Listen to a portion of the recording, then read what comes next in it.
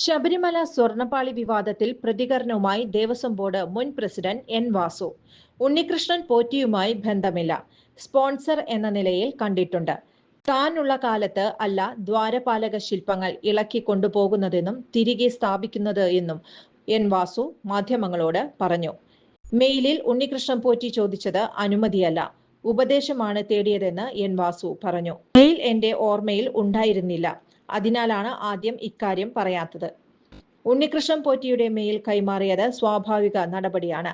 Mail വന്നാൽ അത് കീറിക്കളയാനല്ല പഠിച്ചത്. എന്തിനാണ് അദ്ദേഹം മെയിൽ അയച്ചതെന്ന് അറിയില്ല, അത് അയാളോട് തന്നെ ചോദിക്കണം. കത്തനുസരിച്ച് സ്വർണം ദേവസ്വം ബോർഡിന്റേതല്ല, അത് ഉണ്ണികൃഷ്ണൻ പോറ്റിയുടേതാണ്. ഉണ്ണികൃഷ്ണൻ പോറ്റിയുടെ പക്കൽ സ്വർണം ആണെന്ന നിലയിലാണ് വിലയിരുത്തിയതെന്ന് എൻ വാസു വ്യക്തമാക്കി. ബാക്കി വന്ന സ്വർണം ഉപയോഗിക്കുന്നതിൽ തിരുവാഭരണ കമ്മീഷൻ അഭിപ്രായം തേടണമെന്ന് പറഞ്ഞാൽ എന്താണ് തെറ്റെന്ന് എൻ വാസു പറഞ്ഞു. മെയിലിന് നോട്ട് നൽകിയത് നടപടിക്രമങ്ങളാണ്. ഉണ്ണികൃഷ്ണൻ പോറ്റിയുടെ ഉദ്ദേശത്തെക്കുറിച്ച് പറയേണ്ട ഉദ്യോഗസ്ഥർക്കാണ് താൻ നോട്ട് എഴുതിയത്. 1 മാസം മുൻപ് വരെ അയാളെ ഒരു സംശയത്തിന്റെ സാഹചര്യം ഇല്ലായിരുന്നുവെന്നും അദ്ദേഹം പറഞ്ഞു. സ്വർണമായിരുന്നോ ചെമ്പായിരുന്നോ എന്ന് പറയാൻ ബുദ്ധിമുട്ടുണ്ട്. കാഴ്ചയിൽ ഉള്ള അറിവ് മാത്രമേ ഉള്ളൂവെന്നും എൻ വാസു കൂട്ടിച്ചേർത്തു.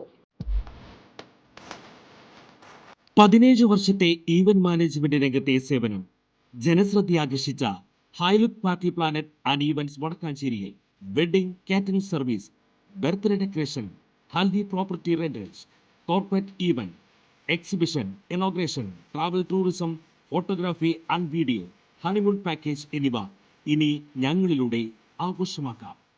ഹൈലുക്ക് പാർട്ടി പ്ലാനറ്റ് ആൻഡ് ഈവന്റ്സ്, ജോസൺസ് ബി ഡേ, near Saint Francis church, Vadakkanchery, Thrissur.